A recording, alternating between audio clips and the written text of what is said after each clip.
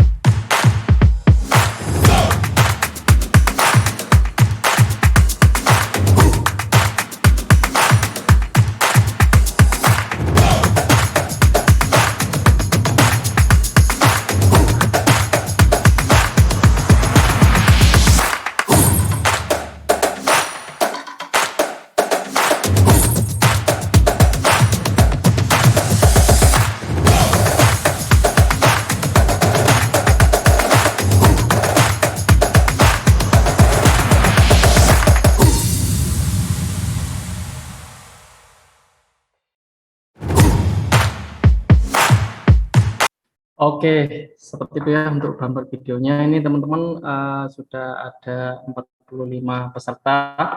Tadi juga ada yang dari Gorontalo, ada yang dari Pasuruan. Nah, mungkin bisa absen juga ya teman-teman. Kemarin juga ada yang dari Makassar nih. Wah, keren banget. Nah, itu nanti bisa kita diskusikan kembali kira-kira apa yang perlu ditanyakan. Oke, mungkin sebelumnya kita coba sapa-sapa ya untuk narasumber kita kali ini, Mas Edan. Halo Mas Edan. Ya, halo. Oke, siap. Sehat Mas Edan ya? Insya Allah siap. Oke, siap. Kali ini kita akan membahas terkait tentang lebih gini sih Mas, kita coba untuk building mindset dulu ke teman-teman.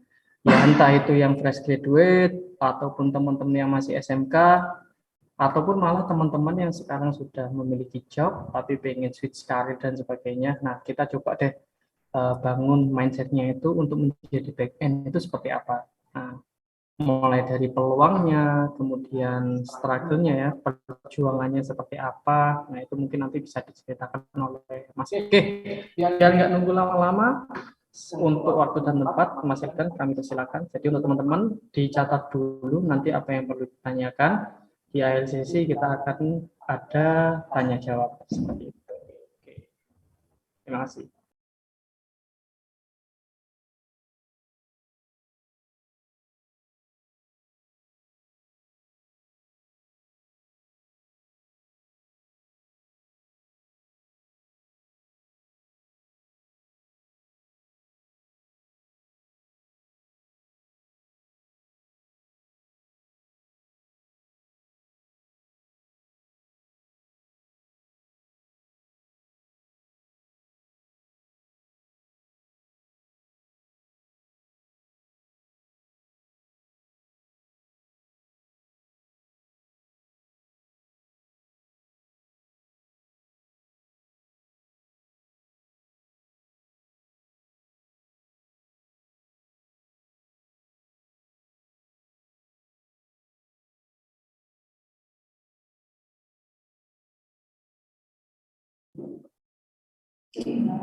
Oke, tes masuk ya suaranya ya.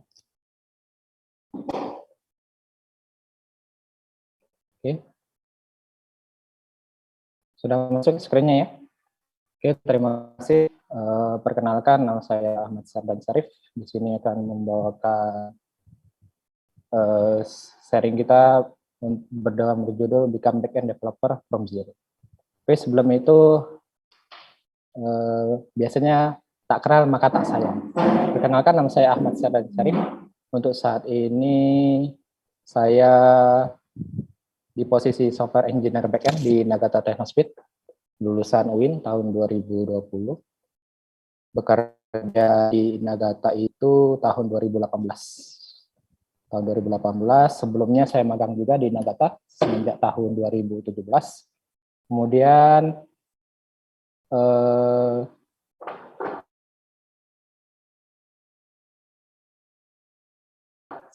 engineer backend satunya juga mengerjakan untuk beberapa. Kemudian untuk certified AWS saya expire-nya 2025 dengan tema Architecting on AWS. Oke, lanjut. Kemudian mungkin teman-teman bingung nggak? Apa sih yang di pikiran kalian back-end developer itu? Sebenarnya simple ya, mengelola dan menyediakan data untuk front-end yang dimana data tersebut akan digunakan front-end dan disediakan untuk user. Nah, kemudian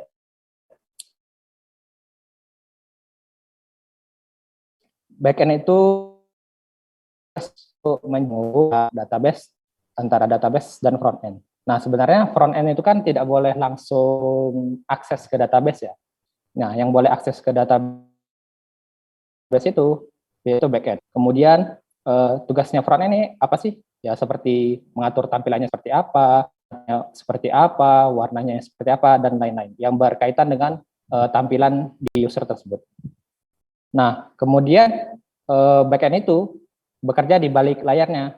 Semisal user menyimpan data dari sebuah form, mencari data melalui filter, terus yang berhubungan dengan pengelolaan data.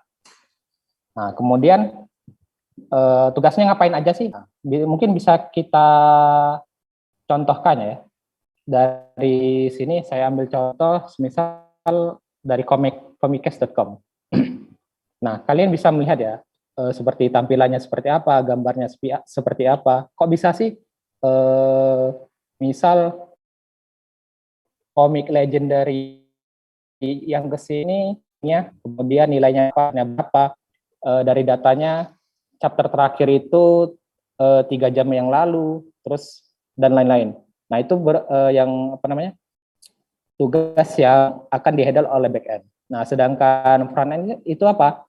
Yang mengelola tata letaknya, seperti kotaknya itu seperti apa, kemudian di mana sih mau meletakkan chapter terakhirnya, kemudian di mana sih mau meletakkan titelnya. Nah, itu berhubungan dengan frontend yang ingin meletakkan posisi yang di mana user mungkin apa namanya lebih bagus lah istilahnya. Oke, kemudian lanjut ke seberapa penting ya. Mungkin kalau seberapa penting semuanya penting ya, antara back end kemudian front end. Mungkin bagiannya saja yang berbeda. Seperti misal back end yang mengolah data, ngefilter data, terus menyediakan data. Kok bisa sih ketika saya upload sebuah komik itu 26 menit yang lalu, nah, terus kok bisa sih chapter terakhir itu 2 minggu yang lalu? Nah, itu berhubungan dengan back end. Nah, kemudian yang dari front end ya mereka ini apa namanya mengatur tata letak lah, bagusnya gimana. Oh, ternyata user lebih friendly notif di kanan atas ya daripada kiri atas ya, seperti begitu. Nah, kemudian teman-teman ingin mencari peluang, seberapa gede sih peluang apa namanya back end di dunia ini. Sebenarnya kategori di desktop ada, di web ada, di mobile ada, di cloud ada. Nah, mungkin dari teman-teman yang bingung ya seperti apa, web itu seperti apa. Oh, ternyata aku lebih tertarik ke aplikasi desktop sih. Nah, berarti yang harus didalami itu ya seperti .NET, mungkin pemrograman yang berkaitan dengan desktop. Seperti juga hal yang lain, misal web, oh ternyata PHP, mungkin JS, atau mobile berhubungan dengan Flutter, iOS, dan lain-lain. Atau cloud mungkin seperti AWS tadi, atau untuk menyimpan database dan lain.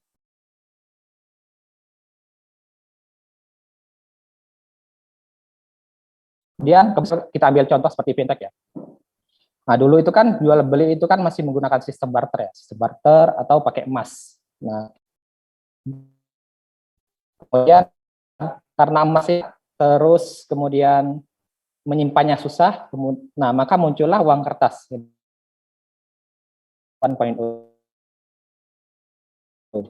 Nah, kemudian pada titik kabel pertama yang kemudian memungkinkan untuk transaksi bank antar negara.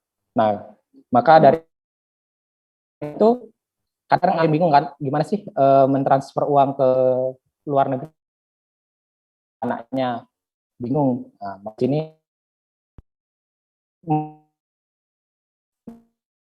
tahun 1960 itu ada teknologi server. Adanya teknologi bernama server ini, makanya ada kartu kredit, di mana misal mau belanja sesuatu tinggal gesek, terus kesimpan di database server, masuk ke akun banknya sendiri masing-masing. Nah itu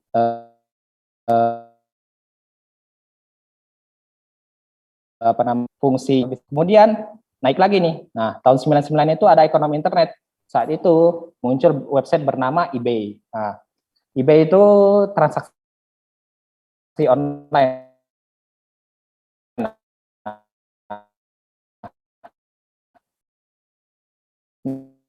Nah, setelah pertama antara pembeli online, maka muncullah PayPal, Fintech 4.0.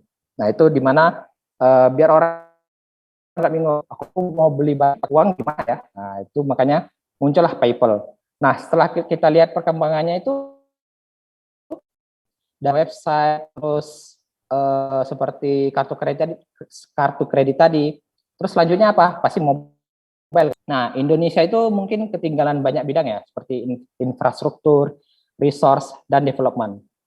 Tapi cuman satu bidang kita sangat maju, yaitu apa? Fintech contohnya. Mungkin bisa kita lihat ya, kayak negara itu terkenalnya apa sih? Efisien kan? Misal Shinkansen gitu, kereta tercepat di dunia. Kemudian kita ambil Jerman. Apa sih kelebihan Jerman itu? Telaten kan? Nah, di mana mobilnya itu lah. Ya seperti yang kita tahu seperti Audi, Mercy, Porsche dan lain-lain. Nah terus kemudian orang Indonesia itu apa sih? Ya gotong royong, arisan. Nah, arisan itu kan Indonesia banget ya. Mungkin cuma beberapa negara doang yang tahu konsep arisan. Malu dong kalau Indonesia kalah di bidang arisan. Nah terkadang kita selalu minder kan sama negara-negara maju itu. Padahal sebenarnya untuk membandingkan itu kelebihan sama kelebihan. Nah, tidak boleh membandingkan kelebihan sama kekurangan. Nah itu bukan konsep yang benar. Kemudian dari hal tersebut kita tahu kan, oh ternyata kelebihan kita itu gotong royong, arisan gitu. Ya kita manfaatin aja, seperti warung-warung kecil misal sudah punya QR code sendiri untuk pembayarannya.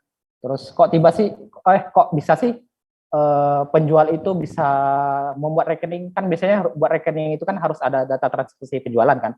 Nah, dari QR code itu ada namanya transaksi list. Nah, yang dimana hal itu bisa diajukan untuk pembuatan rekening. Nah, kemudian dan majunya teknologi ini terkadang banyak kan teman-teman mungkin ingin masuk dunia teknologi ini, tapi bingung harus mulai dari mana ya. Nah, mungkin teman-teman bisa mulai dari mempelajari struktur data. Nah, struktur data itu seperti apa sih? Kemudian database itu seperti apa sih urutannya, mengolahnya seperti apa sih, terus menyediakannya ke front end seperti apa sih, nah seperti itu. Kemudian lanjut ke data normalisasi, di mana ini salah satu pelajaran database juga ya, bisa kita pelajari. Mungkin untuk zaman sekarang gampang sih, kalian bisa cari searching YouTube ya. Terus data algoritma, nah ketika kalian sudah mempelajari ketiga hal tersebut seperti struktur data, normalisasi data, algoritma data, maka kalian bakal lanjut ke application programming interface, yaitu bisa disebut API. Nah, API itu apa sih? Nah, API itu biasanya data kelolaan seperti misal kalian udah menguasai struktur data, normalisasi data, kemudian algoritmanya seperti apa. Nah, maka kalian bisa mengelola itu, kemudian membuat API-nya, di mana API tersebut bakal kalian kasih ke front end. Kemudian front end bakal mengelola sesuai dengan user. Misalnya, oh data ini yang penting sih. Oh data ini kurangin aja, nggak ingin dipakai. Nah, seperti itu. Kemudian, apakah mungkin memulai semua hal-hal canggih seperti itu dari nol? Mungkin saja. Dengan catatan tidak boleh setengah-setengah. Apalagi dengan teknologi yang maju sekarang kan, untuk mendalami dasar-dasar pengelolaan data tersebut itu dibutuhkan waktu juga. Kemudian tidak usah terburu-buru untuk menjadi backend. Terkadang banyak yang terburu-buru, kemudian menjadi backend yang dimana dasar-dasarnya saja belum dikuasai secara penuh. Kemudian dengan tidak menguasai dasar-dasarnya tadi secara penuh mengakibatkan error dalam sebuah aplikasi. Apalagi sesuatu yang didapatkan secara instan itu ya akan kehilangan instan juga. Tidak perlu terburu-buru dan nikmati saja prosesnya. Jadi teknologi itu fast gitu kan, terlalu cepat, terus kalian khawatir. Sebenarnya tidak perlu khawatir ya. Kenapa tidak perlu khawatir?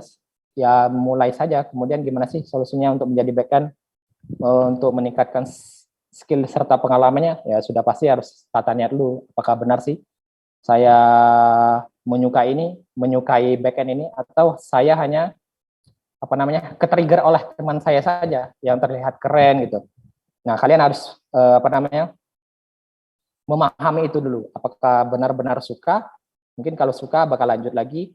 Oke, kemudian setelah suka, pelajari lebih dalam lagi, kekurangannya apa, kelebihannya apa, seperti itu.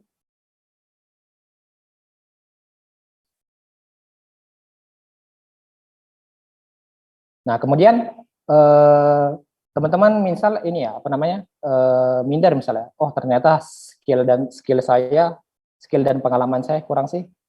Kemudian ketika ingin mendaftar kerja, oh ternyata talent lain lebih pintar ya. Kemudian apalagi minim relation.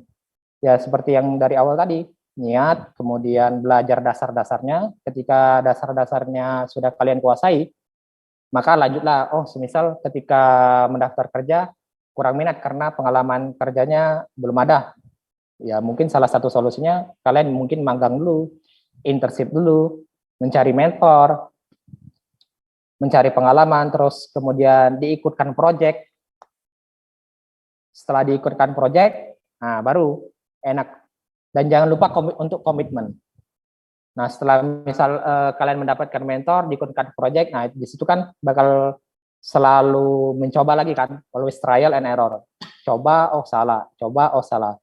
Karena backend itu pasti butuh waktu. Yang dimana kalau misal kalian sudah memahami backend, ya kalian bakal terhindar dari sebuah error aplikasi itu.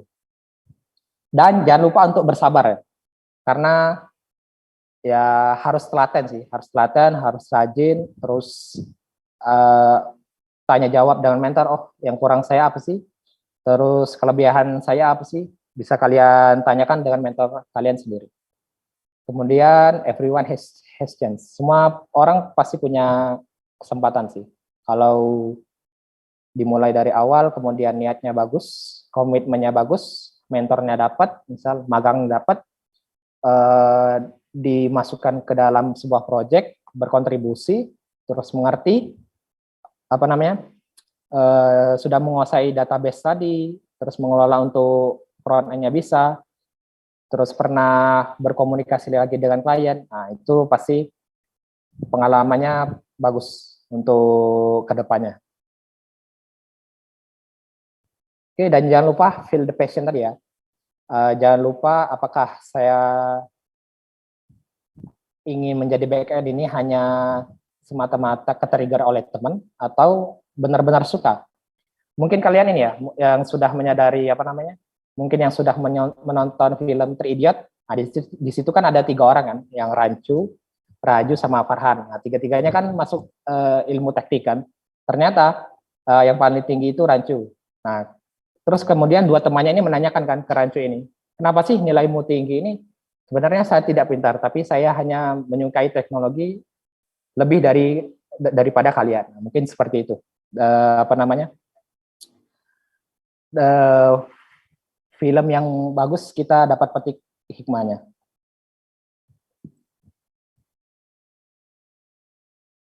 Oke, terima kasih. Dari saya cukup, mungkin akan dilanjutkan oleh Mas Fajrul. Oke, siap. Terima kasih Mas Sepdan untuk presentasinya kali ini ya. Jadi teman-teman, untuk awal mula kick off dari event kali ini, yakni kita harus membangun khususnya mindset dulu ya, mindset terkait tentang back end developer itu seperti apa sih, tadi sudah dijelaskan sama Mas Sepdan. Jadi untuk tahap awal kali ini kita masih belum ngoding-ngoding nih. Nah, itu masih akan ada di part selanjutnya seperti itu teman-teman. Tapi yang perlu dipastikan untuk teman-teman semuanya, yang pertama adalah ini ada beberapa Mas Sepdan yang sudah kami catat terkait tentang istilahnya kayak hal-hal yang harus ini ya disadari oleh teman-teman sebelum menjadi back end developer. Nah, sambil menunggu nanti teman-teman silakan kalau misalkan ada yang perlu ditanyakan bisa raise hand, sambil juga bisa nanti langsung ketik di kolom komentar. Nah, ini ada beberapa hal ya, harusnya mulai dari mental block, yakni terkait tentang takut untuk memulai, kemudian overthinking salary job. Jadi teman-teman ini masih banyak yang overthinking melihat teman-teman yang lainnya sudah menjadi back end developer dengan salary 2 digit mungkin ya Mas ya. Nah, itu padahal perjalanannya tidak seinstan yang dipikirkan oleh teman-teman. Nah, jadi ada yang namanya learning path, kemudian career path-nya itu juga harus dipersiapkan. Terus kemudian case yang selanjutnya adalah tidak punya pengalaman atau portfolio yang terkait tentang back-end developer. Nah, ini sangat dibutuhkan karena untuk startup company digital ya, khususnya mereka yang pasti yang pertama adalah melihat portfolio dari teman-teman semuanya. Nah, kalaupun seperti itu nanti ada nggak ya course intensif yang harganya itu terjangkau. Nah, akhir-akhir ini kan kita tahu kalau misalkan banyak sekali course terkait tentang back-end developer dan sebagainya itu sangat mahal sekali.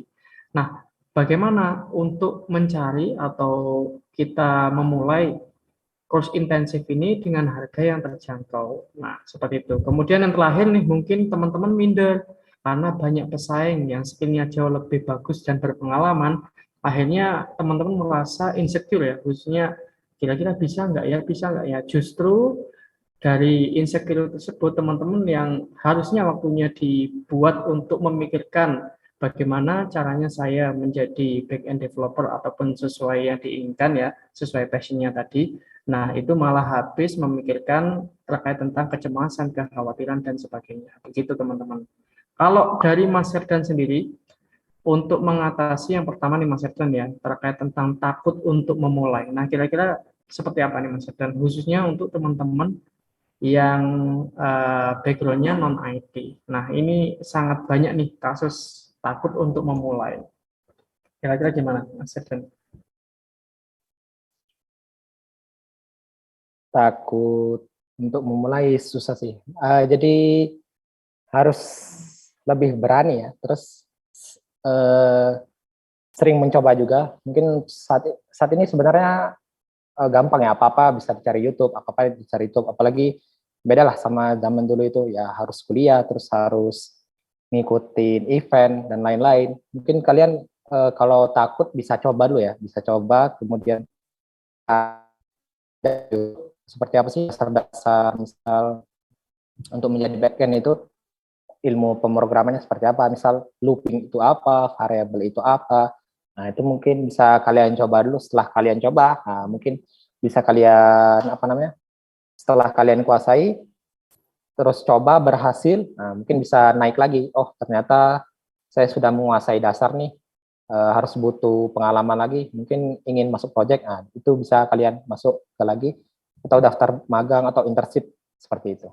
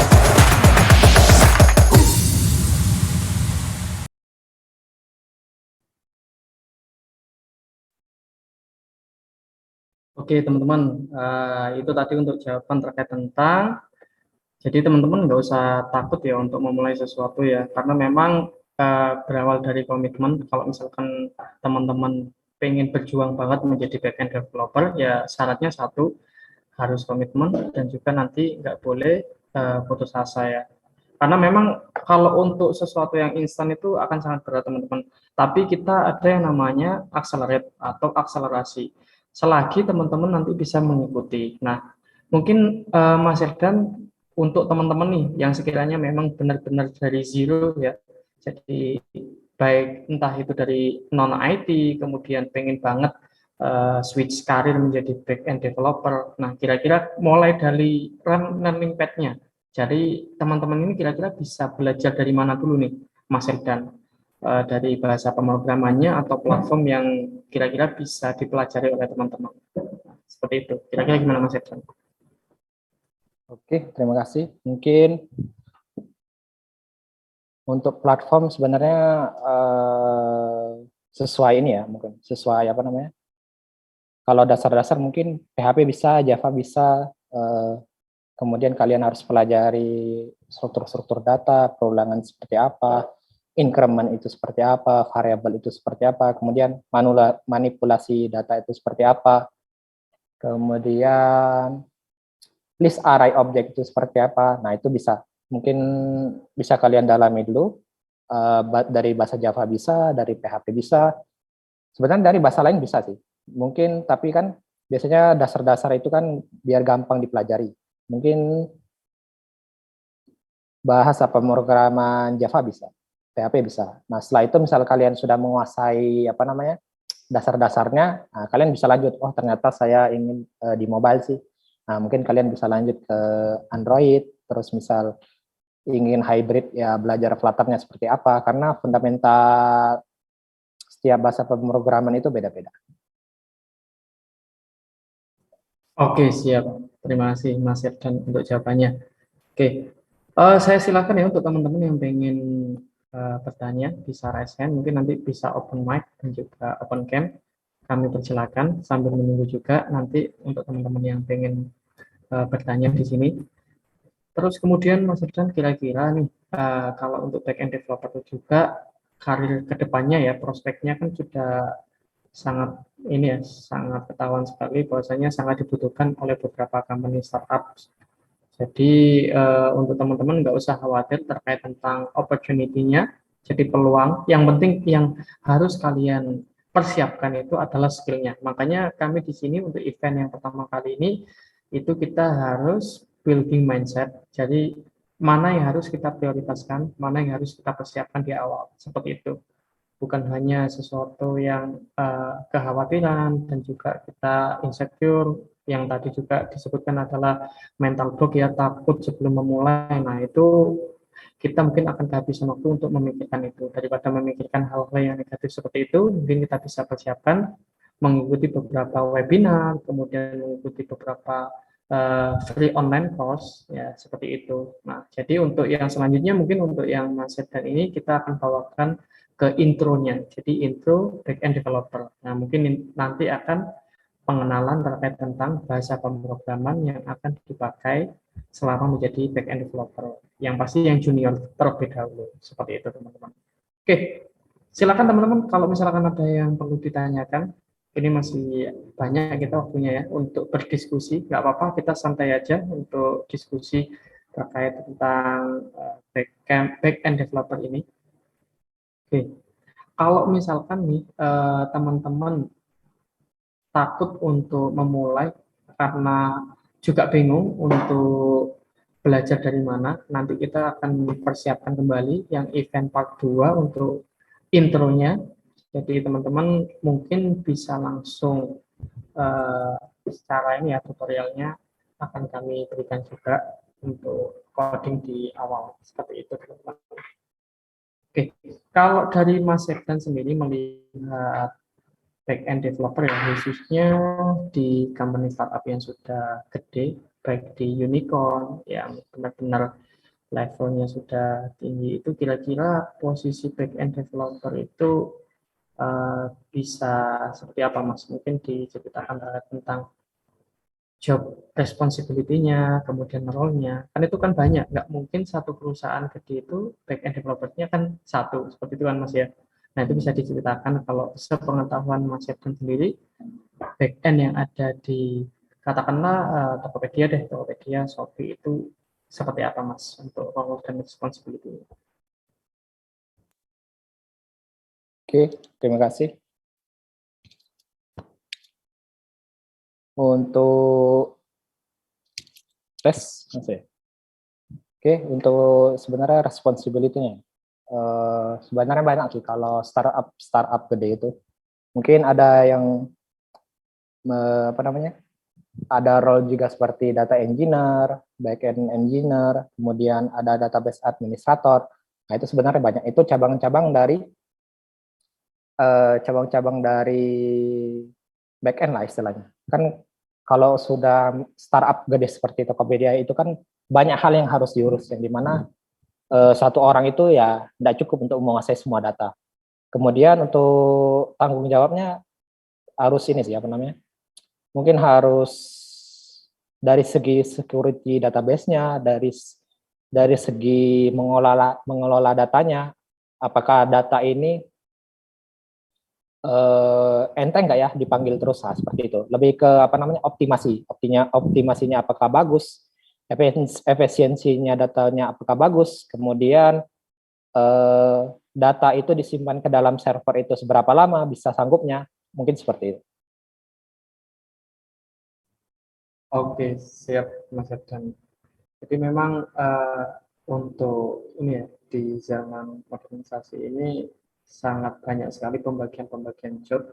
Padahal dulu kalau kita tahu ya mungkin kalau misalkan IT support yaitu bisa ngerjain segalanya. Jadi full stack developer seperti itu teman-teman. Nah ini menarik Mas Serdan. Untuk saat ini sepertinya masih ada startup yang istilahnya itu masih memakai kata-kata full stack developer. Nah, full stack developer itu seperti apa nih Mas? Apakah mengerjakan front end-nya, terus back end-nya, mobile-nya juga? Nah, itu kan yang pasti harusnya semakin banyak ini yang dikerjakan itu apakah perlu banyak skill dan seperti apa mungkin Mas Irfan untuk yang full stack developer ini? Oke, untuk biasanya untuk full stack itu sudah pasti kata Mas Fajrul ya semuanya. Pasti, tapi biasanya mereka itu berawal dari back end sih. Dari back end, kemudian back end itu pasti ngena-ngenanya ke front end lah. Karena biasanya setelah front end mengasih script untuk page tersebut, nah biasanya dikelola oleh back end. Nah, back end kan pasti terbiasa juga kan dengan style front end. Oh, ternyata untuk mengambil form inputan itu seperti ini. Oh, ternyata untuk notifikasi itu seperti ini. Nah, dari situ terbiasa kan. Terbiasa juga untuk mengelola front end. Ternyata apa namanya? Buat login sendiri, kemudian page-nya sendiri. Biasanya setelah lanjut ke front end, nah biasanya mereka bakal lanjut ke mobile. Nah, apalagi mobile itu tidak ada ini kan, tidak ada antara back end sama front end. Jikalau mereka jobnya menjadi mobile developer, pasti dari satu, front end juga sama back end juga. Jadi seperti itu. Oke, siap. Berarti memang kalau misalkan full stack developer itu role-nya juga luas ya Mas ya, kalau untuk yang full stack developer. Oke, teman-teman nih, kami persilakan, silakan respon kalau misalkan ada yang ditanyakan. Nggak apa-apa, kalau misalkan ingin dari non IT bisa ditanyakan juga kira-kira keluh kesahnya. Sebenarnya banyak ya Mas ya, yang dari teman-teman ini kalau misalkan kami riset by data, pengen banget menjadi backend developer. Terus kemudian tapi persiapannya bingung mulai dari mana. Kemudian juga teman-teman bingung juga mencari mentornya seperti apa dan kira-kira nanti bisa nggak ya komitmen untuk melanjutkan apa yang sudah dia kerjakan atau apa yang sudah dia pelajari seperti itu. Nah, ini sudah ada penanya ya. Oke, yang pertama ada Feminda Della dari Pasuruan ingin bertanya, kalau saya serius di back end, basic saja yang harus dipelajari, ini mungkin apa yang harus dipelajari seperti itu. Kemudian ini juga ada yang nanya tool-tool apa saja yang direkomendasikan untuk memulai belajar. Nah, sebenarnya kalau untuk yang pertanyaan kedua ini kita akan lanjutkan di sesi selanjutnya seperti itu. Jadi pengenalan tool. Tapi mungkin nanti bisa di-spill sedikit oleh Mas Herdan kira-kira untuk persiapan ke depan, event ke depan, tools apa saja yang harus dipersiapkan. Jadi nanti di event yang mendatang ini kan kita akan belajar tools yang akan digunakan untuk pemula banget, yang mana nanti melatih logik teman-teman. Oke. Mungkin yang harus dijawab dulu yang pertama nih Mas, kira-kira kalau misalkan pengen banget serius di backend, basicnya yang harus dipelajari apa? Entah itu logic testnya atau seperti apa Mas Irfan? Oke, terima kasih untuk Verlinda Dela ya. Mungkin untuk basic-basic ya seperti tadi ya, struktur datanya seperti apa, algoritma datanya seperti apa, terus kemudian harus belajar juga mengenai array object, array list itu seperti apa, manipulasi data itu seperti apa, kemudian ada lagi hal-hal yang namanya normalisasi database itu seperti apa, nah, mungkin dari situ sih. Jadi harus kuasain dulu mungkin database, kemudian pengolahan datanya seperti apa, bahasa pemrogramannya seperti apa, misal kemudian loopingnya seperti apa, object oriented programming itu seperti apa, begitu. Oke, siap Mas Erdan. Kalau untuk toolsnya Kak nih, mungkin bisa di-spill dulu sebelum kita lanjut ke event yang kedua nih. Kayaknya udah penasaran banget. Nggak apa-apa nanti biar kita spill sedikit, teman-teman bisa searching. Jadi untuk yang event kedua, kita pembicaraan terkait tools itu bisa lebih enak ngobrolnya, seperti itu. Oke, mungkin untuk beberapa tools seperti yang kita ketahui ya, ada mungkin kalian enaknya pakai Sublime mungkin, kemudian mungkin VS Code, nah itu lebih enak. Kenapa di antara dua ini? Karena banyak plugin-plugin yang istilahnya itu library-nya ingin inject ke mereka. Jadi misal, oh aku ingin ngoding Flutter nih, tapi di VS Code bisa seperti itu. Kemudian misal database-nya kalian bisa install Exam mungkin, WAM mungkin untuk Windows, mungkin untuk Mac MAM mungkin, nah seperti itu. Mungkin itu sedikit tool-tool yang bisa di-spill. Oke, siap Mas Erdan. Ini ada yang tanya lagi Mas. Mungkin nanti bisa di-share Mas Erdan kalau ada terkait tentang link pembelajaran basic backend seperti itu. Nah, kira-kira entah itu link berupa YouTube ya. Jadi rekomendasi dari Mas Erdan ini dulu awal-awal ketika menjadi atau belajar menjadi backend ini apa sih? Mungkin bisa di-share nanti. Terus kemudian yang selanjutnya, kira-kira menjadi backend ini harus melalui pendidikan formal, contohnya kuliah di bidang IT atau seperti apa? Kayaknya enggak ya Mas Serjan ya. Kalau untuk yang pengen jadi backend, study case-nya sudah banyak teman-teman di luar background IT. Itu juga ada yang menjadi backend developer. Atau mungkin dari cerita Mas Serjan ada nggak temannya yang non IT yang sekarang mungkin bisa sudah menjadi senior backend? Oke, terima kasih. Pertanyaannya bagus ya. Jadi sebenarnya kalau sekarang mungkin tidak perlu pendidikan formal untuk menguasai back-end. Apalagi sekarang kan gampang ya. Misal bagusnya SMK masuk jurusan rekayasa perangkat lunak, kemudian setelah tamat SMK kalian bisa memilih bootcamp. Nah, apalagi bootcamp itu dia intens kan. Kadang sehari itu bisa belajar 8 jam untuk menguasai sebuah materi. Nah, biasanya bootcamp itu range belajarnya itu antara 1 bulan sampai 3 bulan. Nah, dari 1 bulan sampai 3 bulan itu dengan intens yang tinggi seperti itu, ya kalian bisa bahkan bisa melebihi lulusan formal IT sih menurut saya.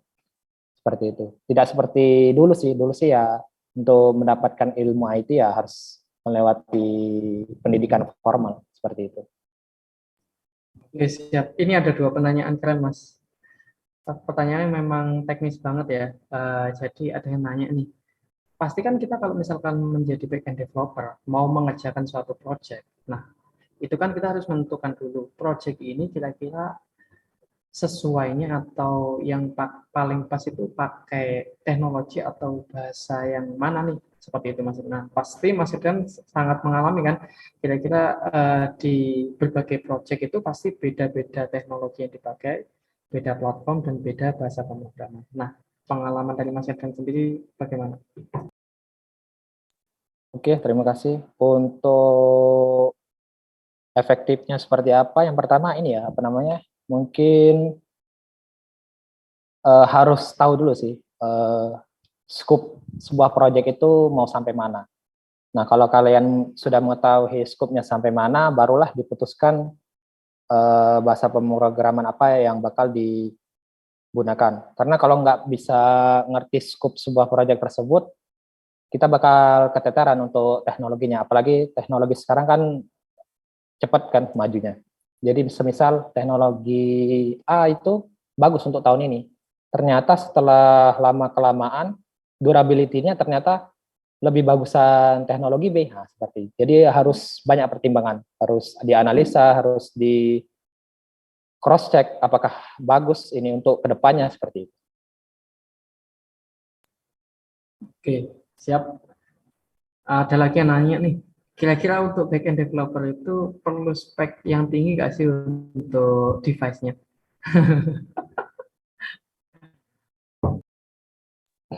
Oke, terima kasih. Mau sebenarnya tidak perlu terlalu tinggi ya. Mungkin untuk konsen untuk backend itu mungkin di prosesor ya, prosesor sama RAM. Mungkin kedua itu cukup. Nah, beda lagi misal front end ya. Nah, kalau front end baru dia mengenai apa namanya? Layar monitornya, warnanya seperti apa, oh sudah 100% sRGB apa belum, mungkin kemudian kalau warnanya ingin melebihi Apple, oh sudah DCI-P3 apa belum, nah seperti itu. Mungkin kalau backend ya, prosesor sama RAM sudah cukup. Oke, siap. Jadi seperti itu ya. Kita menyesuaikan dulu aja untuk kebutuhannya seperti apa. Yang pasti kita pastikan nanti bisa berjalan seperti itu ya Mas Dani. Oke, ada pertanyaan lagi ini dari teman-teman. Oke, mungkin dari Mas Ferdian dulu ya. Ini mau nanya, misalkan nih kita mendapatkan proyek yang sangat gede. Nah, kira-kira manajemen proyeknya itu agar workflow-nya itu teratur, terutama dari mengerjakan bagian backend itu kan sering-sering loncat-loncat modul ya yang terkait tadi itu mungkin dalam manajemen proyeknya kita masih bingung pengerjaannya seperti apa. Nah, kalau dari Mas Edan sendiri, kira-kira untuk mengerjakan proyek yang gede itu, manajemen proyeknya itu biar workflow-nya bagus itu seperti apa? Kalau menurut Mas Edan. Mungkin bisa di-share untuk yang di GitHub atau GitLab atau yang sebagainya mungkin Mas Edan.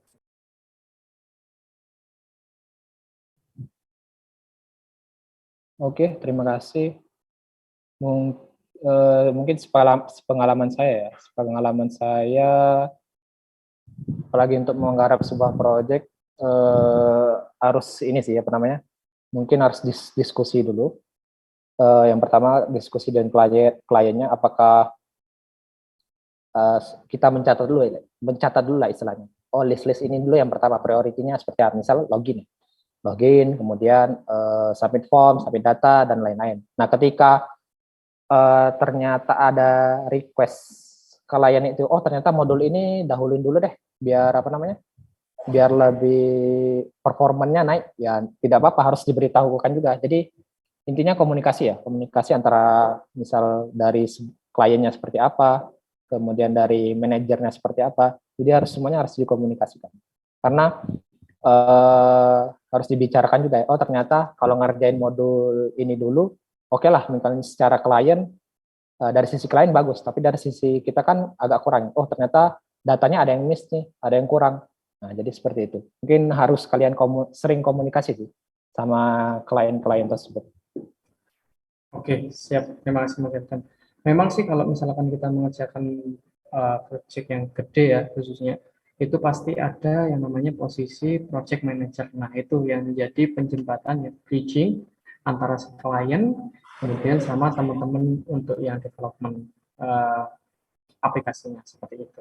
Oke, Terus kemudian ini juga ada yang nanya, teman-teman BTW ini ya bisa langsung open mic atau raise hand, kita sambil ngobrol diskusi santai seperti itu. Karena memang kembali lagi untuk yang event kali ini kita benar-benar harus building mindset di awal karena jatuhnya banyak sekali teman-teman ini tadi guys cerita saja ya yang awalnya mengambil back end karena merasa terlalu berat ya karena sudah overthinking di awal nih back end itu mungkin salarinya gede dan sebagainya tapi mereka nggak mengetahui untuk perjuangan menjadi back end itu sangat sangat berat dan itu pasti linear dengan apa yang didapatkan.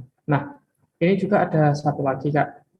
Nah, ini terkait tentang nah misalkan pengerjaan project itu ada UI UX, desain, kemudian front end, back end dan lain-lain. Nah, kesulitannya kira-kira di mana ya Kak? Apakah pernah ada perbedaan pendapat? Oh, pasti ya kalau perbedaan pendapat teknologi itu cara menanginya seperti apa? Nah, itu mungkin bisa diceritakan. Kayaknya kalau misalkan back end untuk teknologinya mungkin lebih ini, yaitu tadi koordinasi dengan project management, project manager ya, kemudian nanti project manager sama klien. Biasanya sih kalau setahu saya kalau misalkan nanti yang lebih banyak diskus itu teman-teman yang ini, misalkan dari desain bagus, nah itu nanti yang pusing kan teman-teman front end biasanya. Sama kayak mimpi indah seorang arsitek itu bisa jadi mimpi buruk seorang teknik sipil seperti itu. Nah, itu mungkin bisa diceritakan Mas yang terkait tentang perbedaan pendapat teknologi. Oke, terima kasih. Perbedaan pendapat teknologi ya. Kesulitannya mungkin di ini sih apa namanya? Terkadang pendapat kita itu kan biasa kita orang-orang teknis ya. Yang dimana orang teknis itu ya mengutamakan efisiensi sama ini kan apa namanya performa kemudian durability dari sebuah coding itu kan. Nah, mungkin ini apa namanya ya harus dibicarakan lagi sih. Kita menyerahkan mungkin misal teknologi ini kelebihannya seperti ini loh. Terus kekurangannya seperti ini loh. Kemudian teknologi B itu kelebihannya seperti ini loh. Kekurangannya seperti ini loh. Mungkin kita memberi opsi ya, memberi opsi. Nah, setelah memberi opsi, kita bicarakan mungkin baru bisa diputuskan seperti apa teknologi yang akan digunakan. Karena kalau apalagi kita yang lebih menguasai kan apa namanya kelebihan sama kekurangan teknologi tersebut. Jadi kita harus kasih opsi ke klien atau ke project manager. Kalau kita gunain ini, apakah mau kekurangan yang bakal diterima seperti ini? Apakah tidak apa-apa? Nah, mungkin seperti itu. Kita jadi memberi opsi untuk kedepannya sih seperti apa. Gitu. Oke, siap. Jadi seperti itu ya Kak ya. Ini ada yang penting Mas, yang pasti kan perkembangan teknologi ini sangat cepat banget ya. Kadangkala kita masih belajar A, ternyata besok sudah keluar yang B. Kita belajar B, keluar yang C. Nah, kira-kira untuk teman-teman yang pengen memulai banget dari nol, kira-kira kalau menurut Mas Erdan sendiri, bagaimana untuk mengatasi kecepatan sebuah perkembangan teknologi itu? Kira-kira masih bisa mengikuti kah atau seperti apa? Mungkin bisa dikasih contoh untuk apa ya rekomendasi cara mengatasinya. Oke, terima kasih. Untuk mengatasinya ya, mungkin apa namanya harus mendalami satu-satu dulu sih. Jadi jangan apa namanya ya banyak juga yang bilang ini sih apa namanya rumput tetangga itu biasanya lebih hijau. Nah itu bahaya sih. Jadi harus mendalami dulu. Mungkin kenapa sih misal PHP ya? Kenapa sih pemrograman bahasa PHP itu bagus? Ya karena yang menguasai web itu biasanya PHP seperti Laravel kan, kode igniter, kemudian dibantu JavaScript. Jadi kalian harus mencari dulu bidang apa ya. Oh ternyata mobile apa ya bagusnya ya. Misal untuk hybrid Flutter, oh bagus Flutter. Ternyata setelah kalian mendevelop lama gitu, itu misal pengalaman saya, setelah mendevelop lama, ternyata ada kekurangan nih. Oh ternyata kekurangan ini yang dimana kekurangan tersebut bisa diisi dengan Android native. Nah, jadi seperti itu. Jadi kalian harus tahu dulu kelebihan sama kekurangannya apa. Yang dimana terus bisa kalian bandingin. Oh kelebihannya pemrograman ini, kelebihannya pemrograman yang B ini seperti ini. Jadi harus lihat dulu. Jadi kalau udah tahu, mungkin bakal enak sih untuk develop skill kedepannya seperti apa. Oke, jadi seperti itu ya teman-teman yang masih bingung harus mulai dari mana, apakah bisa mengikuti atau tidak. Yang pasti kita nanti akan memberikan suatu learning path, jadi tahapan pembelajaran. Jadi nggak usah bingung dan nggak usah takut terkait tentang kok yang sebelah sudah ada teknologi yang lebih maju ya seperti ini. Jadi kita fokus untuk belajar basic terlebih dahulu. Karena apa? Kalau misalkan basicnya aja belum matang, nah apalagi nanti mau mengejar ketertinggalan yang jauh lebih ini yang terbaru seperti itu, teman-teman. Nah, terus kemudian nanti teman-teman kalau misalkan memiliki waktu luang itu bisa searching untuk yang terkait tentang basic pemrograman ataupun backend developer itu nanti kira-kira belajarnya seperti apa. Nah, itu memang kita buatkan di event yang selanjutnya part 2 ini kita akan coba memberikan intro kepada teman-teman, kita akan memperkenalkan teman-teman bahasa pemrogramannya, toolsnya seperti apa, yang pasti tools basic yang nantinya bisa dikembangkan oleh teman-teman sendiri seperti itu. Nah, kemudian kalau misalkan saran dari kami, biasanya kan kalau di Hub Academy ya, jadi di Inagata Teknologi ini sendiri kita ada yang namanya Hub Academy, di mana semua teman-teman baik dari SMK, kemudian teman-teman yang masih kuliah, fresh graduate, itu bisa join magang. Nah, magangnya nanti bisa mengerjakan real project.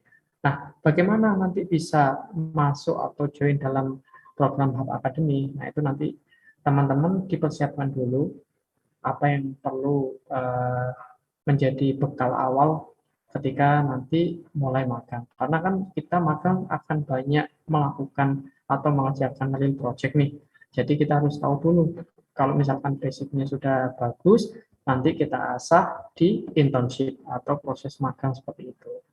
Jadi memang tahapannya kita banyak belajar dulu baik di online course yang free maupun yang berbayar. Kemudian nanti sambil memperbarui portfolio ya, sambil mengisi portfolio, teman-teman bisa magang nih di berbagai company startup. Nah, seperti itu. Setelah magang 3 bulan, 4 bulan, atau 6 bulan, nah itu sudah punya portfolio nih.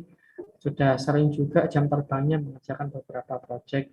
Nah, baru nanti teman-teman sudah bisa hire ya, ataupun nanti untuk open karir itu bisa lebih baik seperti itu teman-teman.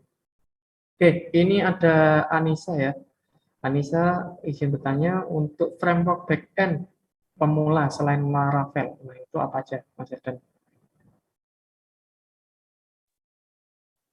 Untuk framework backend, mungkin ini ya lebih ke misal web ya. Mungkin kalau web bisa PHP, bisa PHP, bisa kode igniter, bisa kode igniter untuk bahasa pemrograman PHP. Mungkin kemudian kalau untuk misal basisnya JavaScript, mungkin kalian bisa menggunakan React.js. Kemudian untuk Java bisa pakai Java Spring Boot.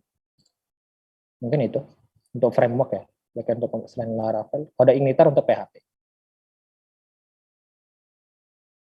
Oke, siap. Tadi juga ada yang bertanya nih, kira-kira apa ya yang harus disiapkan agar bisa join bareng di Hub Academy. Nah, nanti saya akan kirimkan link teman-teman untuk yang Hub Academy itu seperti apa sih. Jadi kita akan menjadi penjembatan bagi teman-teman, khususnya teman-teman yang pengen banget belajar sesuai dengan divisi.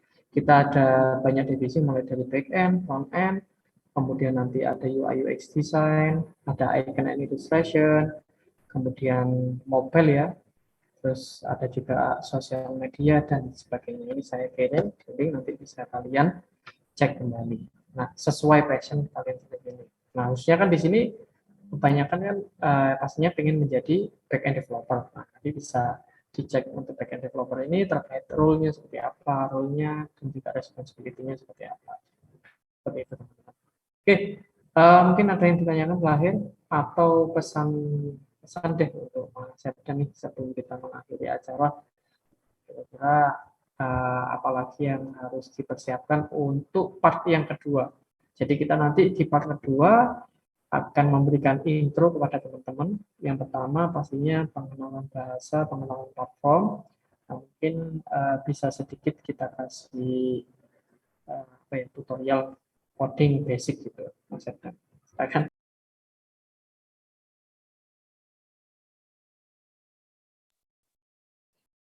Oke, mungkin ini ya apa namanya,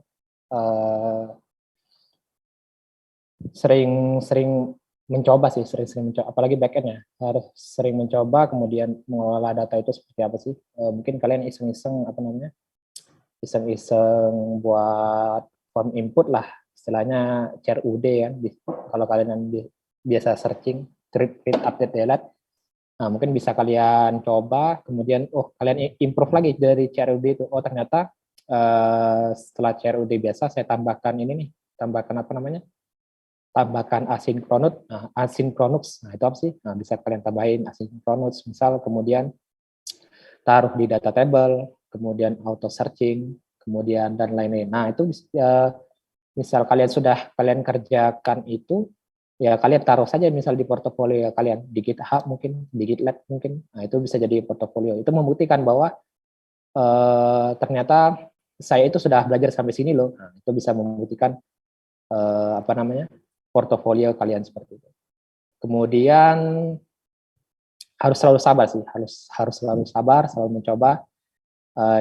Jangan selalu ingin instan ya, apalagi ya sesuatu yang instan ya bakal jatuh juga dengan instan. Oke, mungkin teman-teman tetap semangat ya, jangan putus asa untuk menjadi backend. Selamat belajar, always trial and error. Oke, siap. Terima kasih Mas Septian ya pejangannya.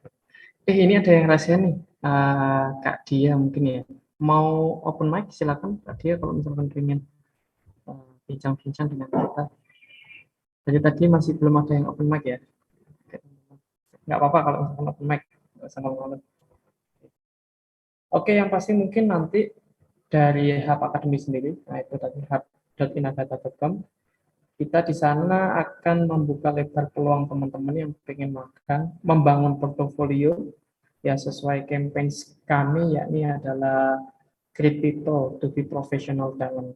Jadi Hub Academy sendiri nanti teman-teman juga bisa melihat profil kami di Instagram yang mana kita itu nggak hanya belajar terkait tentang hard skill ya. Jadi nggak hanya melulu terkait tentang teknologi ataupun hal-hal yang berbau tentang teknis. Buktinya tadi pagi kami bersama dengan anak-anak magang sendiri itu sudah melakukan sharing ya, sharing internal. Jadi kita adakan sharing tiap minggu, ya itu dari pemateri luar, baik dari manajemen, finance, kemudian self improvement. Jadi nggak melulu terkait tentang teknis. Ada juga creativity. Kemarin ada sharing terkait tentang fotografer dan juga video editor seperti itu teman-teman. Oke, jadi teman-teman yang pengen gabung boleh langsung saja nanti klik link yang sudah saya kirimkan hub.inagata.com untuk websitenya. Untuk Instagramnya sendiri hub_academy_inagata. Seperti itu. Kita juga banyak konten menarik ya, khususnya bagi teman-teman yang kekinian. Nah, itu bisa langsung join untuk follow. Seperti itu teman-teman. Kita nggak ada batch timingnya, jadi kapanpun dan untuk saat ini kita dimanapun ready atau available teman-teman yang pengen magang. Jadi saat ini sudah banyak teman-teman magang di Hub Academy, sudah ada yang dari Jogja, kemarin itu ada yang dari Bogor juga ada. Nah itu masih menggunakan sistem online seperti itu teman-teman. Jadi mari bersama-sama kita build portfolio, jadi create to be professional talent seperti itu teman-teman. Oke teman-teman, kalau misalkan tidak ada yang didiskusikan lagi, mungkin untuk part 1 kita cukupkan dulu, kita akan lanjutkan di part 2. Khususnya nanti part 2 kita akan benar-benar membahas secara detail pengenalan atau intro bahasa pemrograman, kemudian tools-toolsnya seperti apa, dan kita akan sedikit memberikan tutorial basic pemrograman. Seperti itu teman-teman. Oke, dari kami cukup sekian. Mohon maaf apabila banyak kekurangan. Nantikan untuk part yang kedua. Oke, stay tune teman-teman. Terima kasih atas waktunya. Assalamualaikum warahmatullahi wabarakatuh. Selamat sore semuanya.